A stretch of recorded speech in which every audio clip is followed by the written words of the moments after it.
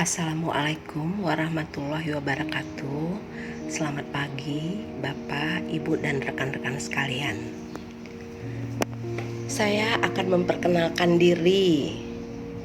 Nama saya Syifa Rufaida, mahasiswa Hukum Keluarga Islam di Universitas Cokro Aminoto, Yogyakarta. Di sini saya akan membedah sebuah topik yang sangat dekat dengan kehidupan masyarakat kita, yaitu sistem kekerabatan dan warisan di Indonesia. Materi ini saya susun dengan merujuk pada jurnal utama karya Santika dan Eva di tahun 2023 yang membahas bagaimana identitas keluarga kita menentukan cara harta dibagikan. Mungkin kita bertanya, kenapa kita harus peduli dengan sistem kekerabatan di Indonesia? Aturan waris itu unik karena kita tidak hanya memakai hukum negara, tapi juga hukum adat yang sudah ada ratusan tahun. Sistem kekerabatan atau cara kita menarik garis keturunan adalah kompasnya. Ia menentukan 3 hal krusial. 1. Siapa yang berhak disebut ahli waris. 2. Berapa porsi yang didapat, karena setiap daerah punya timbangan yang berbeda. 3. Dan jika terjadi konflik, bagaimana cara mendamaikannya? Jadi memahami sistem ini adalah kunci memahami keharmonisan keluarga Indonesia.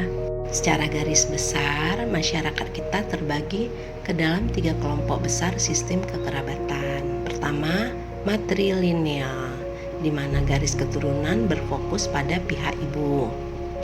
Kedua, patrilineal, garis keturunan berfokus pada pihak ayah.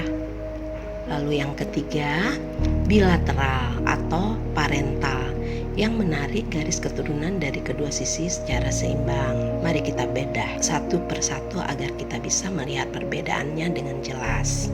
Kita mulai dari sistem matrilineal yang ikonnya adalah masyarakat Minangkabau. Di sini posisi perempuan sangat istimewa. Garis keturunan dan nama suku diturunkan dari ibu. Dalam hal waris, ada yang namanya harta pusaka tinggi, seperti tanah atau rumah gadang, yang tidak boleh dibagi-bagi dan hak pakainya jatuh kepada anak perempuan. Lalu, di mana posisi laki-laki? Laki-laki berperan sebagai mama atau paman. Mereka adalah manajer atau pelindung harta kaumnya.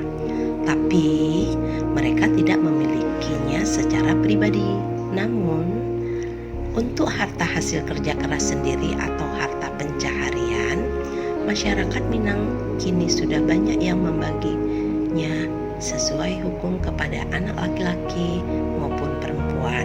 Berbanding terbalik dengan sebelumnya, kita punya sistem patrilineal seperti pada masyarakat Batak, Bali, atau Nias. Nah, di sini laki-laki adalah pemegang tonggak keluarga dan penerus marga. Oleh karenanya, ahli waris utama adalah laki-laki.